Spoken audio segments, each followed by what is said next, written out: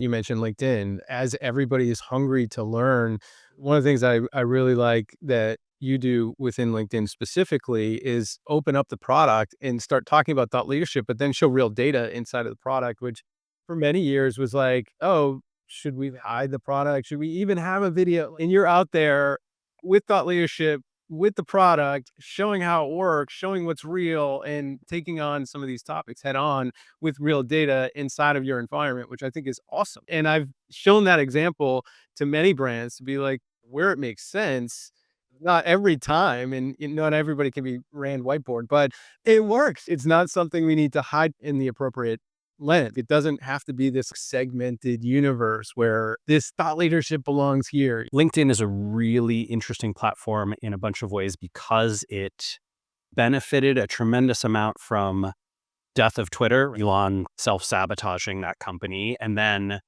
the demand and desire for a place where professional and interest-based topic discussion could happen that was relatively free from other issues. I don't think this is totally a good thing. I don't think we should be inoculated and free from discussions of cultural or social or political issues, but such is the world and such is the way. And so LinkedIn has really prospered from that. We can see in our data that essentially activity on Twitter, non-bot activity on Twitter died post 2022, 23 after the acquisition. And then the rise of LinkedIn from that. You had a few 100 million people who essentially switched their behavior to that platform.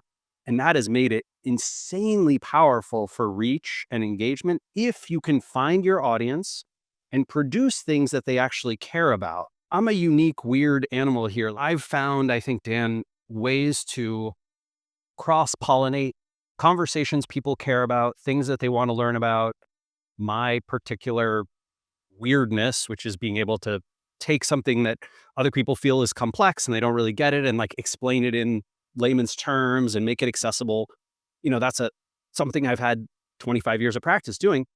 But the weird thing for me is that oftentimes SparkToro comes up in that conversation. I'm talking about how content marketing is changing. And one of the things that sort of naturally comes about is, well, where is my audience? Which networks are they on? What search tools are they using? What websites they visit? What YouTube channels they subscribe to?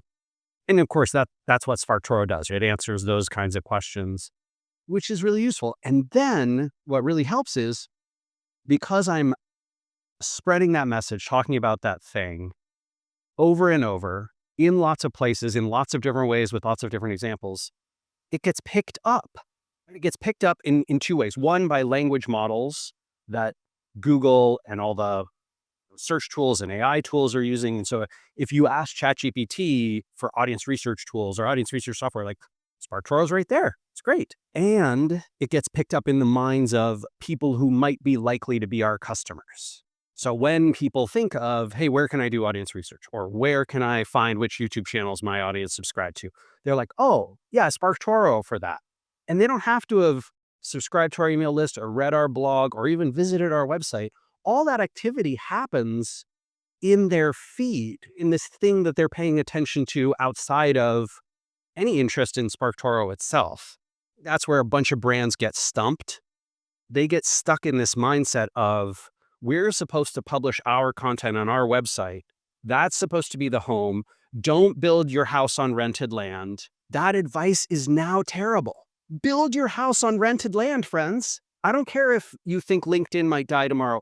It doesn't matter. You have to build where your audience is and then follow them wherever they go. And if that happens to be Blue Sky or Mastodon or Threads or TikTok or Reddit or wherever they're going, you got to build in those places. There's no choice. Your competitors are going to win if you don't.